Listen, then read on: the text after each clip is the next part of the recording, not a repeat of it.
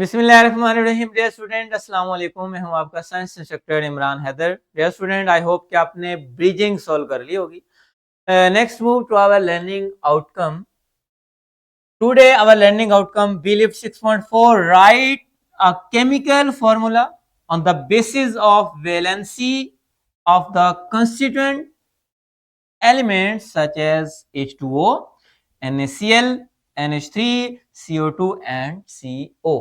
तो स्टूडेंट, हमारा जो फर्स्ट बी लिफ्ट था इस चैप्टर का, उसमें हमने सिर्फ और सिर्फ ये समझा था कि जब भी एटम्स बॉन्ड बनाते हैं तो बॉन्ड बनाने के लिए जो क्राइटेरिया होता है कि कौन सा एटम कितने इलेक्ट्रॉन लूज करेगा, कौन सा एटम कितने इलेक्ट्रॉन गेन करेगा, तो वो जो क्राइटेरिया हमने पढ़ा था वो क्या था? वैलेंसी। कि वैलेंसी के बेस पे हम ये भी बताते हैं कि किस तरह से एटम जो है वो बॉन्ड बनाते हैं। और आज का हमारा जो फोकस है वो भी हमने ये देखना है कि with the help of valency कि कैसे केमिस्ट्री में किसी भी कंपाउंड को जो रिप्रेजेंट करने का वे है, मींस कि उसका जो केमिकल फॉर्मूला है वो कैसे लिखते हैं। तो चलें हमारा जो मेन फोकस है उसको देखते हैं कि जिसमें लिखा हुआ है writing a chemical formula based on valency. तो डियर स्टूडेंट, किसी भी कंपाउंड का केमिकल फॉर्मूला लिखने के लिए हम क्या यूज करते हैं? हर एक एलिमेंट के वैलेंसी यूज करते हैं। वैलेंसी क्या है? जैसा कि आपको पता है कि ये valency refer to the number of electron of an atom can gain, lose और शेयर। तीन बातें आपने पहले भी पढ़ी हैं कि जब भी कोई बॉन्ड बनता है, एटम अपने आप को स्टेबल करने के लिए क्या करते हैं? इलेक्ट्रॉन लूज करते हैं, इलेक्ट्रॉन गेन करते हैं या इलेक्ट्रॉन शेयर करते हैं। तो वैलेंसी में क्या होता है?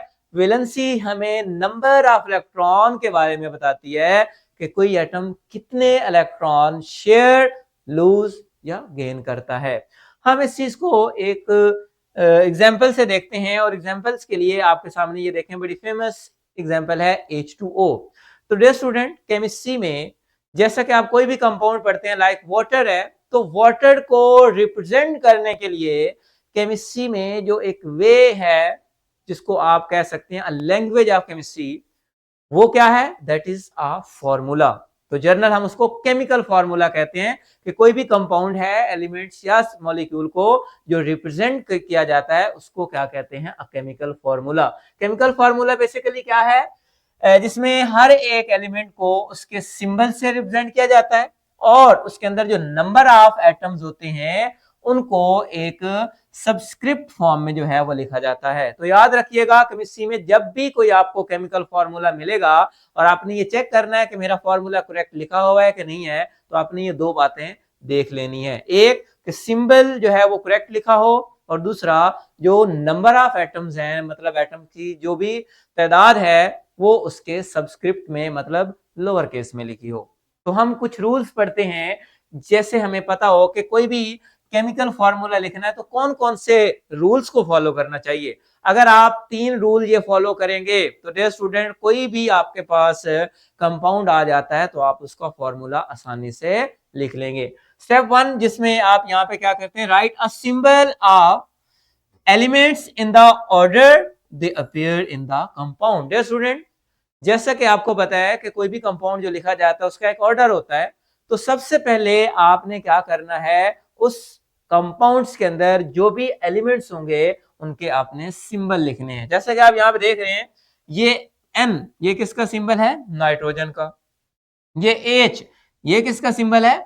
हाइड्रोजन का। तो इसका मतलब पहले रूल में हमने सिंबल लिख लिए। तो डियर स्टूडेंट, रूल 2, जिसमें आप स्टेप 2 में क्या डिस्कस करेंगे? Determine the valency of an each element, और उसको आपने कहां पे पुट करना है? Right at the top of right. यानी कि ये यूं समझ लें कि कोई भी आपके पास ये एक सिंबल है और आपने उसके राइट टॉप पे क्या करना है? उसके वैलेंसी मेंशन कर देनी है। जस्ट लाइक दिस, कि ये आपको नजर आ रही है नाइट्रोजन की वैलेंसी है और ये आपके पास हाइड्रोजन की वैलेंसी है। डियर स्टूडेंट, रूल 3 जो बहुत इंपॉर्टेंट है, उसमें हमने एक मेथड यूज करते हैं जिसको हम बोलते हैं क्रिस क्रॉस मेथड।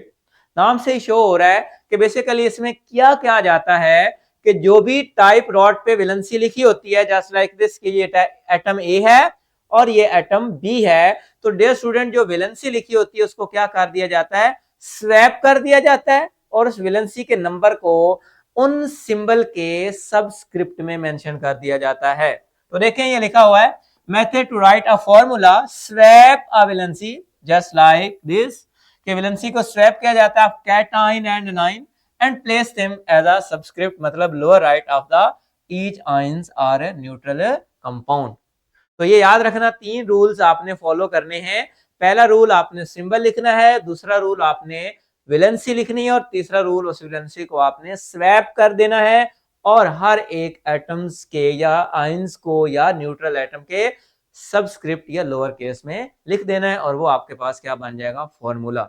एक और इंपॉर्टेंट चीज जो आपने याद रखनी है वो ये है कि अगर रेशो, जो भी उन नंबर ऑफ एटम्स की रेशो बन रही है, अगर वो सिंपल नहीं है तो उसको आपने सिंप्लीफाई करना है। कैसे? जस्ट लाइक दिस, कि ये 1:3 है, ये तो और ज्यादा इसको सिंप्लीफाई नहीं कर सकते, इसलिए यहाँ पे फॉर्मूला लिखा हुआ है NH3। लेकिन यहाँ पे एक क्वेश्चन माइंड में आ रहा है कि सर आपने 3 तो लिखा है, 1 क्यों नहीं लिखा? तो ये आपने याद रखना है, जब भी फॉर्मूला लिखते हुए सबस्क्रिप्ट में 1 आ जाएगा उसको आपने रिमूव कर देना है फाइनल फॉर्मूले में। तो 1 जहां पे भी आएगा आपने फॉर्मूले में मेंशन नहीं करना, 1 के अलावा जो भी नंबर होगा उसको आप यहाँ पे मेंशन करेंगे। तो इसलिए NH3 लिखा है। एक और एग्जांपल इसमें भी आप देखेंगे, जैसे कार्बन और ऑक्सीजन है, तो कार्बन की वैलेंसी 4 है, ऑक्सीजन की 2 है, तो यहाँ पे 4 2 है, तो फॉर्मूला यहाँ पे CO2 है। तो ये आप एक चीज का ख्याल रखना है जो कि मैंने आपको पहले भी बता चुका हूं, कि जब रेशो सिंपल ना हो, जैसे 4:2 है, तो इसको अगर सिंपल रेशो करें तो 2:1 बनती है। तो इसका मतलब आपके पास यहाँ पे जो रेशियो बनेगी वो 2:1, और इसको आप जब स्वैप करेंगे तो आपके पास क्या बनेगा, CO2 बनेगा, और 1 आप रिमूव कर देंगे तो ये फॉर्मूला बन गया CO2 कार्बन डाइऑक्साइड। सिमिलरली एक और एग्जांपल है, जैसे आप देखें सोडियम और क्लोरीन। तो डियर स्टूडेंट यहाँ पे 1:1 है, लेकिन यहाँ पे कुछ भी नहीं लिखा हुआ। एक चीज का ख्याल रखना है कि जब भी 1:1 हो तो तब तो आपने कंपाउंड में बिल्कुल भी मेंशन नहीं करनी। लेकिन अगर सेम रेशियो हो, जैसे फॉर एग्जांपल आप कहते हैं कि दोनों एटम की वैलेंसी 2 है, तो उसको भी जब आप सिंप्लीफाई करेंगे तो वो भी 1:1 ही बन जाएगी, तब भी आप उसके सबस्क्रिप्ट में कुछ मेंशन नहीं करेंगे। 1:1 की तो एग्जांपल आपके पास आ गई NaCl, किसमें हमने नहीं मेंशन किया तो इसका फार्मूला NaCl। सिमिलरली ये H2O का फार्मूला आप ऑलरेडी अभी डिस्कस कर भी चुके हैं, दोबारा देख लें कि ये देखें 1 2 स्वैप करेंगे तो H2O बन जाएगा, 1 रिमूव कर देंगे तो फार्मूला क्या बन जाएगा, H2O। ये हमारे पास वैलेंसी कार्बन, ठीक है, और ऑक्सीजन जो है इसको आप सिंप्लीफाई करेंगे, और सिंप्लीफाई करने के बाद आप यहाँ पे देखेंगे कि किस तरह से कार्बन मोनोऑक्साइड जो है उसका जो है आपके पास फॉर्मूला लिखा जाता है। तो ये थे वो चंद कंपाउंड जो हमारे एसएल में मेंशन थे। हमने रूल्स के अकॉर्डिंग हर एक पॉइंट जो है उसको डिस्कस किया है। आपने सिर्फ इतना याद रखना है कि किसी भी कंपाउंड का फॉर्मूला लिखने के लिए आपको उसके सिंबल और उसके वैलेंसी का पता होना जरूरी है, और साथ में आप उसकी रेशो सिंप्लीफाई कर सकें। ये समरी टेबल है, आप इसको एक दफा देख लें, इसके बाद आप क्लास में अपना फॉर्मेटिव चेक करें, और उसके बाद घर जाकर आपने ट्राई सॉल्व करना है और अपने टीचर को चेक करवाएं। Okay, Allah Hafiz, thank you very much.